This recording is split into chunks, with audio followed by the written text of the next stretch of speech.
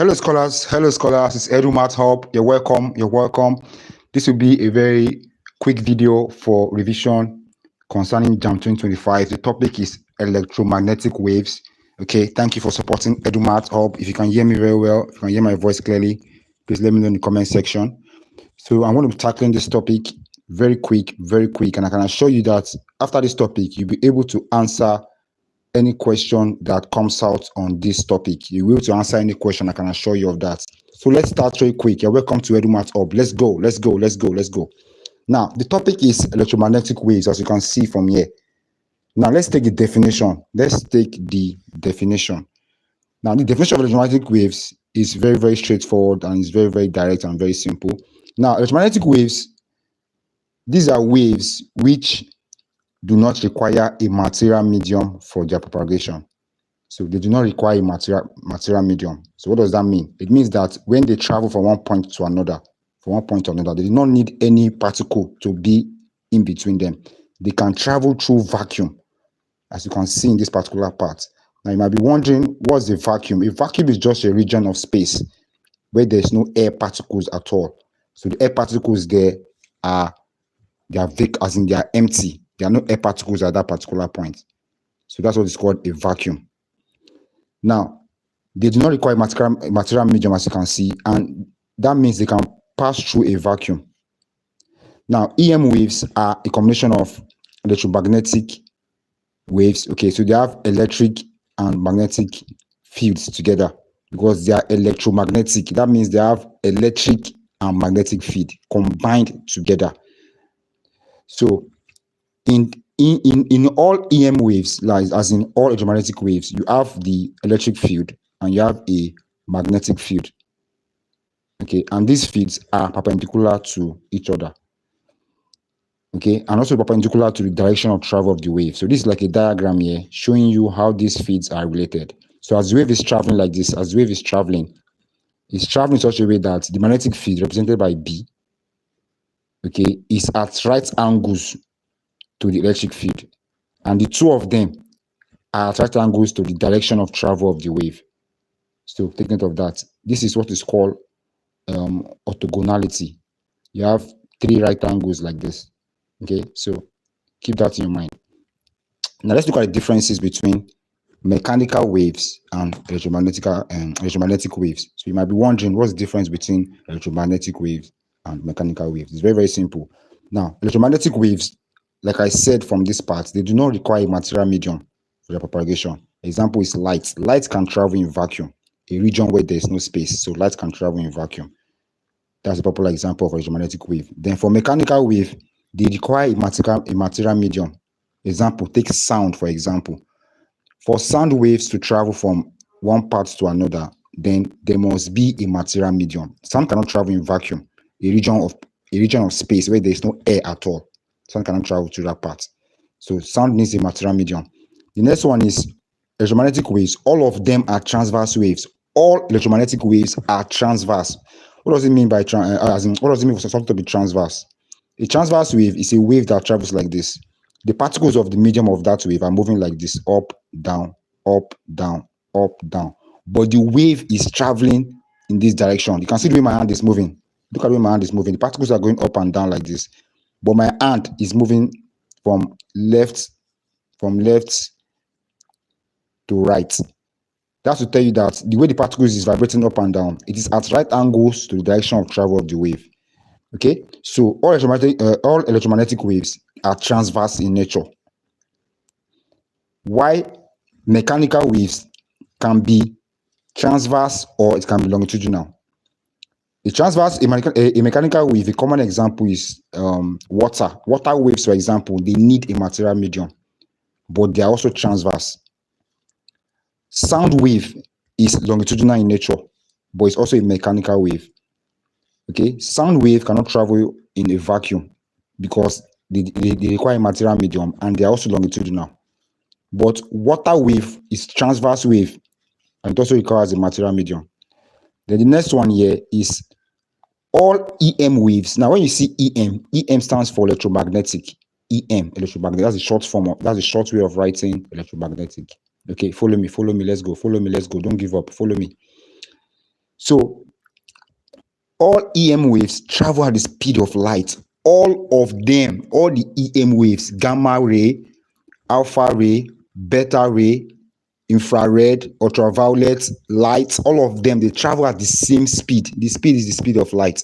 And what's the speed of light? The speed of light is 3 times 10 to the power 8 meters per second. So it's a constant. It does not change. So all EM waves travel at that speed, while mechanical waves travel at different speeds. Water waves travel at different speeds, as you can see from maybe ocean or rivers. Then sound waves travel at the speed of 330 meters per second. It even varies. Okay, it was approximately 330 or 300. Okay, they travel at varying speeds. Now move to the next part. Types of electromagnetic waves and the electromagnetic spectrum. The types of electromagnetic waves that we have. So if you look at this region here, you see this diagram. This diagram is very easy to understand. Don't let it confuse you. It's very easy to understand. So you look at this part, you see the frequencies of these waves here. This upper part here, this line here, are the frequencies. While this bottom part here is the wavelength. Okay, so take note of that. I'm going to teach you how to get it very well. Frequency and wavelength. Frequency like this now. Frequency and wavelength. They are inversely proportional. V is equals to F lambda. That is the wave equation. You notice that F and lambda are being multiplied. F lambda, that means they're being multiplied. So if V is like a constant, for example, if V is like a constant here, and F and lambda are being multiplied, that means F and lambda are inversely proportional. That means as the frequency is going higher, the wavelength must come down. Okay, they are inversely proportional. So you see it from this diagram from here, that a frequency on this right hand side, you can see as the frequency is increasing like this, the wavelength is going back like this. That's because they are inversely proportional. The higher the frequency, the lower the wavelength. The lower the wavelength, the higher the frequency. Keep that in your mind. Now, let me just draw this diagram or arrange these waves according to their wavelength so you can have a better idea. Now, let me arrange it for you. So the first one that you have is gamma rays. Okay, in terms of increasing wavelengths. Then you have S rays. Now, after S rays, you have ultraviolet, UV. Ultraviolet. Then you have light, that's visible light. Then you have the one that is called infrared. Infrared. Then after infrared, you have the last one, which is called radio wave. Radio wave. Now, in between this infrared and radio wave, there's microwave, but I don't want to add that one. I just want to give you this 6 so you get the idea. Gamma rays, gamma ray has the lowest wavelength. You can see that it is starting first. It has the lowest wavelength. Gamma ray has the lowest wavelength. So because it has the lowest wavelength, that means you have the highest frequency. That is why gamma ray is very penetrating. It can penetrate through thick paper, very hard materials. It has a very high penetrating power and it's very, very dangerous. But to block gamma rays, you can block gamma rays using what is called a lead block or a block of lead. Okay, you can use it to stop gamma ray, a lead block. Okay, so this is the arrangement in terms of increasing wavelength. So that means radio wave has the highest wavelength, but that means it has the lowest frequency.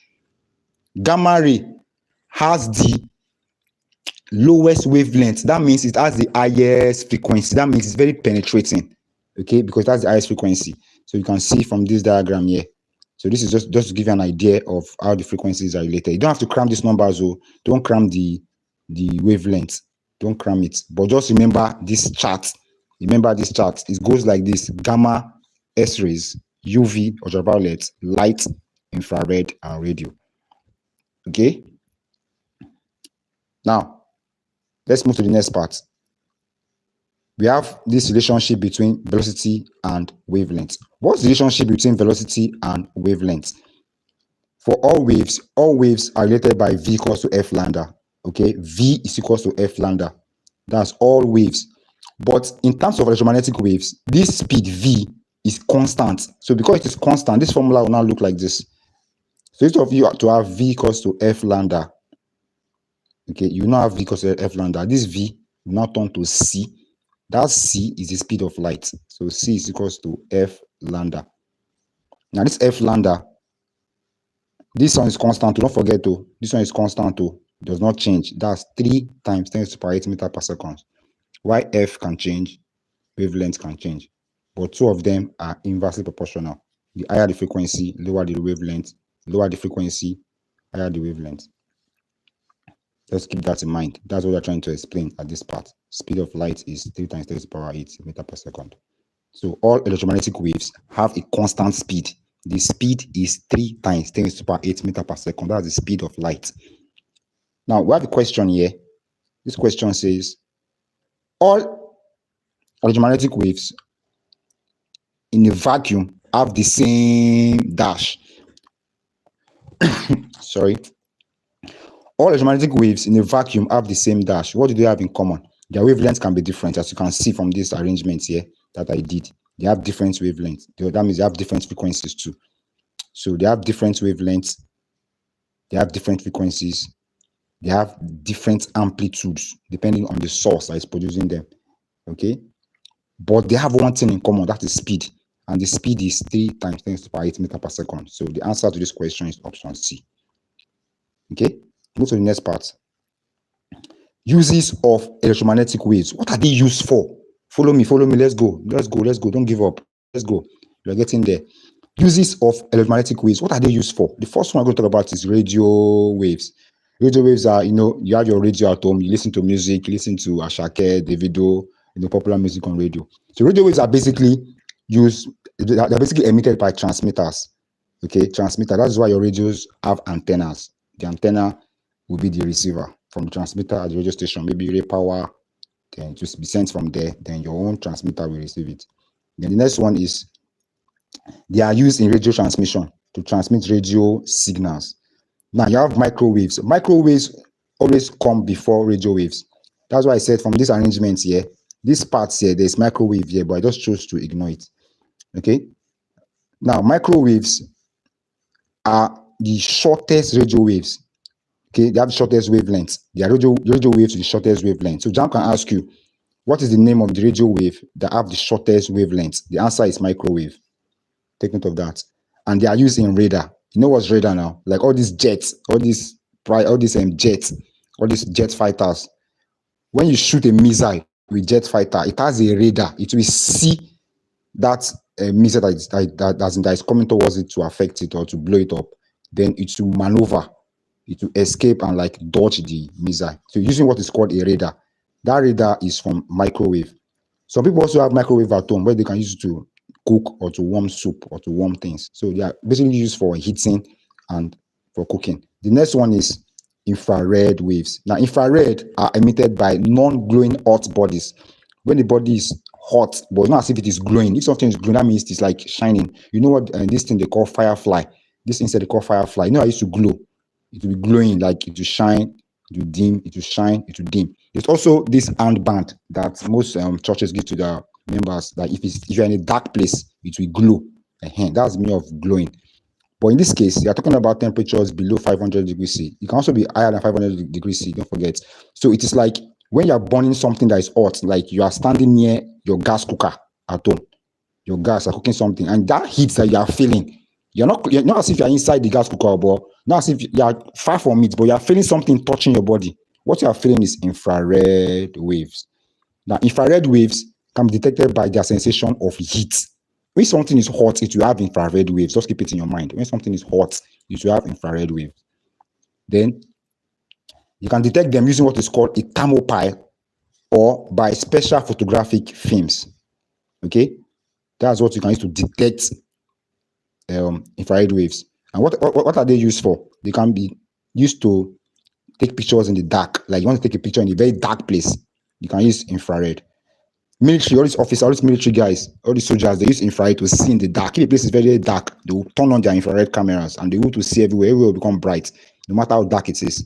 Then infrared lamps are used to dry paint or in painted items. Like if an item is painted and you want to paint to dry very quick, you place an infrared lamp near it. Why? Infrared lamps, they give out heat, as you can see. So that heat will now dry the paint. Okay, they're also used for treatment of muscular complaints. Okay, muscular complaints. The next one is visible light. Visible light is the one we all know. Light up NEPA, everybody shout up NEPA. That light that you are seeing is visible light. The ones your eyes can see. Without visible light, there's no way you can even see. Because there is visible light, that's why you can see. Without visible light, you won't be able to see anything. So that's about visible light. It consists of the electromagnetic spectrum, the EM spectrum. What's the EM spectrum? You might be wondering. You can see the spectrum here. That is Roig-Beeve. Roig-Beeve. So it has arrow. This is Roig-Beeve. These are the colors in light. The colors that light is made of: red, orange, yellow, green, blue, indigo, violet. These are the colors in light. That is what is called the spectrum of light. These are the colors in light. Take note of that. Now, these colors in light, they enable you to see objects. So when objects are heated to a very high temperature, they glow and they become white hot and they give out white light. Basically, all sources of light are kind of hot. There's a source of light that is not hot. The sun is a source of light, but it is hot. Your electric bulb at home is a source of light. It's also hot. Even your phone is a source of light, but you can notice that it gets hot after a while. All objects that give out light, they kind of glow and they get hot over a certain interval of time. So the use of white light or visible light is that it helps you to see. Okay, it helps you to see. The next one is ultraviolet rays. These are the ones from the sun. Okay, they are produced by the sun. Ultraviolet rays. Quartz and mercury filaments. Those ones that are aboki. Those are aboki now. I used to fry suya. That one that they place on their suya stand that they normally turn. Like they turn one button and to be glowing. That's ultraviolet ray from mercury lamp. Now, what can they be used for? Ultraviolet rays, what are they used for? They can cause certain materials to fluoresce. So if something is fluorescing, that means it is glowing. That's where they got the word fluorescent. Fluorescent. If something is fluorescing, that means it's glowing. So they cause materials to glow. They affect photographic plates by reacting with chemicals used in coating them. So they can affect the photographic plates. You might be asking, what's a photographic plate? It could just be a material that has a photographic washing material on it. So you have a plate and they put a photographic chemical on it. That chemical will be able to allow you to display a picture. So once you point an ultraviolet ray towards it, it will affect the chemical that is placed on that photographic plate. Okay, are you following? Let's go. Now, they cannot pass through smoky atmosphere. That is why you always hear global warming. When the particles, like all this perfume, spray, firewood, the exhaust, as in the gas from exhaust pipe, carbon monoxide, all of them, they are accumulating in the atmosphere. There's no way sun rays from the sun will be able to pass through it and come to Earth. Okay? They cannot pass through smoky atmosphere or ordinary window glass. Take note of that. And they cause sunburn. That's why you don't go to stay in the sun all the time, because you can, if you are fair in complexion, you may actually become black. So they cause sunburn. That's the next part. Then we move to X-rays. Now, when you hear X-rays are basically electrons. So, and electrons can also be called cathode rays. So they might ask you, cathode rays are basically what? I think they asked this question, I think last year or so. I can't remember, maybe 2 years ago, but I've seen it before. Like cathode rays are basically what? They are basically electrons. Cathode rays and electrons are the same thing. And X-rays are also electrons. But these electrons are produced when X-rays are produced when fast-moving electrons strike a metal target. So if you have electrons moving like this, you now block their path. Use a target, something to block them. You know, they will hit this target and they will go to another direction. This one that is going like this is what is called X-ray. So X-rays are produced when you have a fast-moving electron moving very, very fast. You now block his path. Use something to block his direction. That electron will hit what is blocking it, and it will bounce to another direction. This one that is bouncing in another direction is what is called the X-ray. So that's how X-rays are produced, and they have a high penetrating power. Do you know why? Because they have low frequency. You know, if you look at that chart I gave to you, gamma ray, X-ray, two of them, they have very low frequencies. That means they have high penetrating power. Okay. Sorry, I made a mistake. They have high frequency because they have low wavelength. You know, the lowest wavelength is gamma ray. Gamma ray has the lowest wavelength, followed by X-ray. So since they have low wavelength, that means they will have high frequency, because frequency and wavelengths are inversely proportional. Okay, keep that in your mind.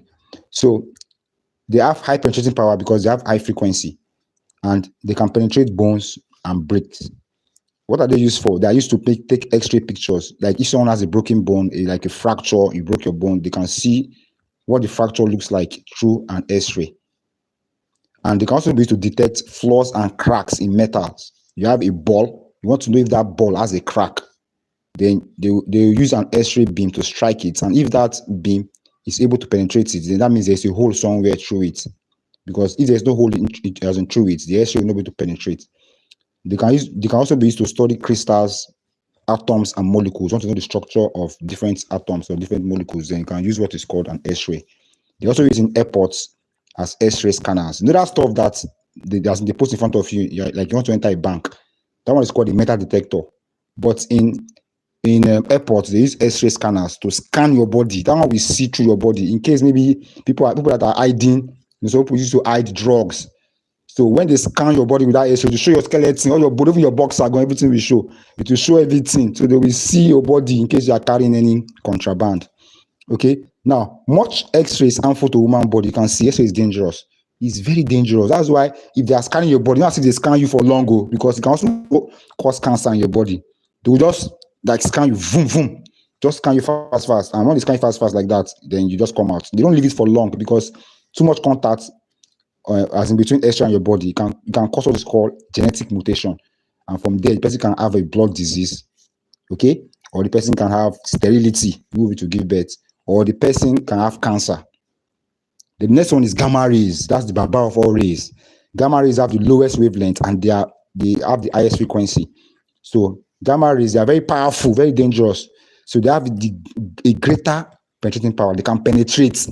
But the only way to block gamma rays, if you want to block them, you have to use what is called a lead block. A lead block. Lead block is just a piece of metal, as in lead. Place it in front of them. Then they will not be able to pass through it, but they can pass through paper, plastic, and other things like that. Okay? Now, what are they used for? As in gamma rays, they can be used to sterilize medical and surgical equipment. You must have been to a barber shop. You see a barber, like when he wants to cut the next person's hair, he will place the clipper inside a sterilizer. It will now turn a button on. That sterilizer has a lot of heat. The heat will now hit through the clipper, and it will kill any germs that is there. Now, gamma ray is just like that. That's not gamma ray, but it has a similar as an application like that. So when you put like all this injection, sterilizers, needles, scissors, like you want to sterilize them, you pass them through gamma ray. Gamma ray will kill any germ because it gives out a lot of heat. That's the high penetrating power, so to kill any germ on it. And they can be used to treat cancers and tumors. So they might ask you, gamma rays can be used to do what? They can be used to treat cancers, and they can be used to treat tumors. But funny thing is, you see how life can be. They can treat cancer and tumors, but they can also cause cancer. You can see double wahala. They can treat cancer and tumor, and they also cause cancer. So you have to be very careful about that. Now we move to the next part. This question, for example, this question says, the main difference between X-ray and gamma rays lies in their dash. Okay, the main difference. Now, they said main difference. They have several differences. They have different wavelengths, different frequency, but they said the main difference. Now, this ionizing ability here, alpha ray have a very strong ionizing ability, the same gamma. The mode of production, sorry, don't put option B. Absorption rates, they have different absorption rates. Then the mode of propagation, both two of them are transverse waves. Okay, X-rays and gamma rays, they are EM waves, so they are transverse. But the main difference between them is their mode of production. X-rays are produced by electrons. When you see a fast-moving electron, you now block the path. Electron is going on its own. You now block it. Hey, don't go anywhere. So that electron will now hit what you used to block it. It will now bounce away and produce X-ray. That's how X-rays are produced. But if it's gamma ray are not produced like that. Gamma rays are produced by radioactive elements like uranium or thorium. Radioactive elements, they are the ones that produce gamma rays. So you can see they have different ways of being produced. So the answer is mode of production. That's the major difference between them. Let's check the next one. Which of the following statement about X-rays is not correct? Is not correct. Now, X-rays are EM waves. That one is correct now, Abi. X-rays are EM waves now. That one is correct. Let's go. They can be used to store crystal lattice. Yes, I told you just not long ago that they can be used to study the structure of different compounds and different elements. Okay? And they can destroy living cells. Yes, they can cause cancer. They can also be used to cure cancer. They are produced from the they are produced from the nucleus of an atom. So this is the answer. This one is not true. You know why? X-rays are produced by electrons. They are not produced from the nucleus. Assume it is gamma ray, then they can produce from the nucleus because that one is radioactive in nature. Anything produced from the nucleus is radioactive in nature. So the answer is option D. Option D is the answer. Let's go. They are produced from the nucleus of an atom. So let's take the next one. So for this next one here, both X-rays and gamma rays can be produced by thermionic emission. That's option 1. Then they have low frequencies. They have short wavelengths, and they said which of the statements above is or are correct. You have to be very careful. Though. Take the first one. They are produced by thermionic emission. That's a lie. Thermionic emission. This is what therm is, means heat. They are not produced by heat. Thermionic emission is what happens when you have a piece of metal like this. You now heat it up. You send heat to that metal. That metal will emit electrons. Electrons will be given off. But that's not how X-rays are produced, and that's not how gamma rays are produced. So that's gamma rays is produced by radioactive decay. So that was not the answer. 1 cannot be correct. This one is wrong. 2, they have low frequencies. Yes, they have low frequencies. But they said both gamma rays and as in what do they have in common? Okay, that's what they're trying to ask you. They have short wavelengths. That's true. Both of them have short wavelengths, but they don't have low frequencies. So I tell you why they don't have low frequencies. They have high frequencies because their wavelengths are short. If wavelength is short, if wavelength is small, then frequency will be high. Gamma ray and alpha ray, they have low frequencies. Sorry, they have low wavelengths. So that means they must have high frequency. You can see from this chart I gave to you here. Sorry, let me just quickly go up so you get it better. You see from this chart that I gave to you, in terms of increasing wavelengths like this, radio wave is the highest and gamma ray is the lowest in terms of wavelength. That means gamma ray and X-rays, they have high frequency because they have low wavelength. Now come here, you see the idea. If you come to this side, you will see the same idea in this question. So they don't have low frequencies. This one is wrong. They do not have low frequencies. They actually have high frequencies and short wavelength. So the only answer there is option C. So the answer is option C. Next one. Which of the following electromagnetic waves is most energetic? Which of them has the highest power? Which of them has the highest frequency? That's what we're trying to ask you. So the answer there is not radio wave. Radio wave, they have very small frequency because they have high wavelength. So the answer is gamma ray. Why? Gamma rays have the lowest the lowest wavelength. If something has the lowest wavelength, it will have the highest frequency and it will be very, very energetic. Okay? So the answer is gamma rays. Which of the following radiations has the lowest wavelength? Which of them has the lowest wavelength? You can see, I gave you the chart now. From that chart I gave to you that time, the first one there is gamma ray. So gamma ray has the, sorry, they said longest wavelength. I thought they said lowest. Which of the, let's take it again. Which of the following radiations has the longest wavelength? That means which of them has the highest wavelength? So just look at this arrangement from here. Please, this arrangement is very important. You have to memorize it. You see the arrangement that I gave to you here. This arrangement from here. This arrangement says telling you that gamma ray is the lowest, radio wave is the highest. So radio wave has the longest wavelength or the highest wavelength. So radio wave is highest wavelength. So go there and choose radio wave. So radio wave has the highest wavelength.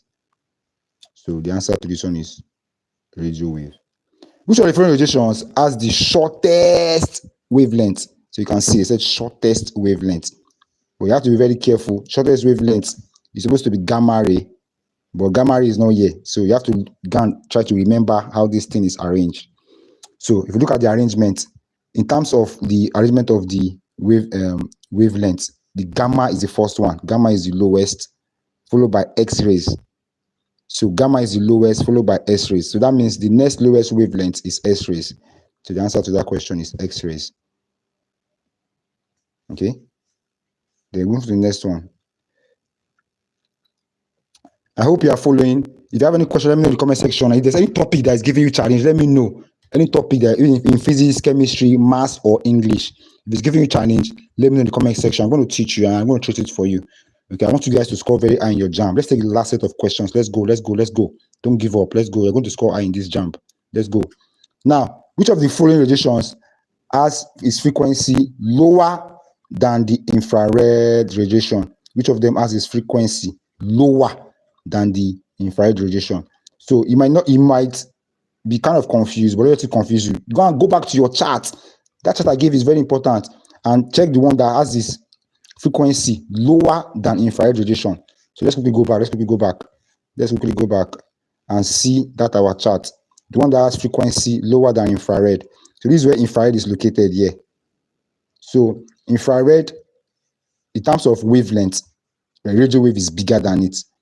So radio wave is bigger than infrared in terms of wavelength. So that means radio wave has a very low frequency, but it has a high wavelength. Don't forget that microwave is here.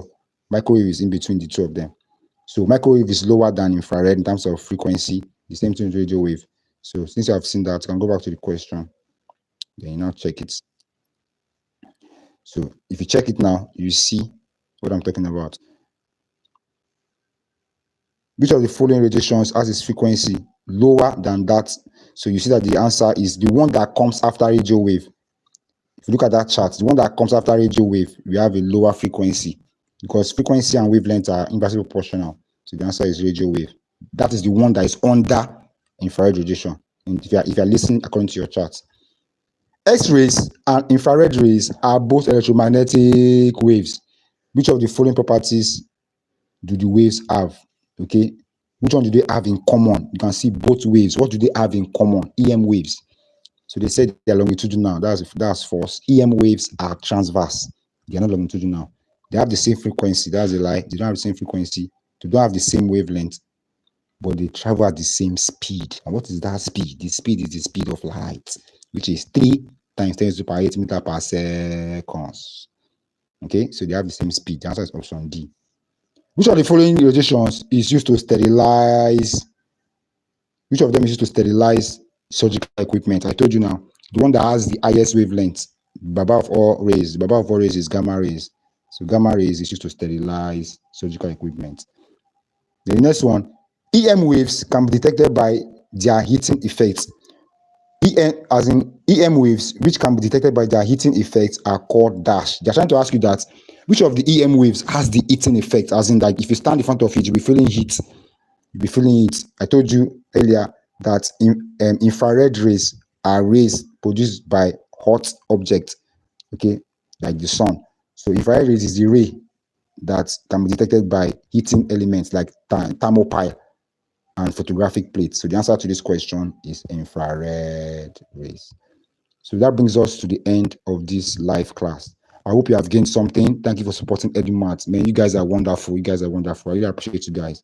Please let me know in the comment section any topic you don't understand. We are getting close to the exam. Physics, chemistry, maths, and English. Let me know. Anyone that's giving you challenge, let me know. I'm going to teach you guys and you're going to get it. You're going to understand it. If you're new to this channel, please smash that like button and click subscribe so you can see more videos like this. Thank you for supporting my channel. I'm here to support you guys too. Without you guys, there's no me. Thank you for supporting. Thank you. I'll see you guys in the next video tomorrow. Okay. Thank you. Remain blessed. Peace. Goodbye.